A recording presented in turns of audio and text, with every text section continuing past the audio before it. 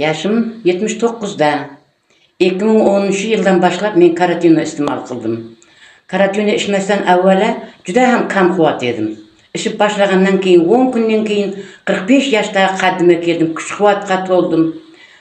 3 yıl tinmasdan iste'mol qildim. Karatinoni, silberdi, anersitni. Juda ham mаған payda bo'ldi. Keyin hammaga aytdim, ishinglar. Bu kasal bo'lib ish shart emas ekan.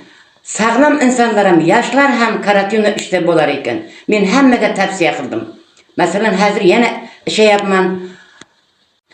Xatram juda ham yaxshi. Shu qarlig'ima qaramasdan hali ashqisiz kitob o'qiyman. Xudoga shukr, bari Xudoning bergan mahsulotlar bularning bari. Shuni ishlab chiqarishga, akayotgan odamlarga hamisha sog'lik ishlarda omad tilayman. Hammangiz uchun hammaga tavsiya qilaman. Rahmat.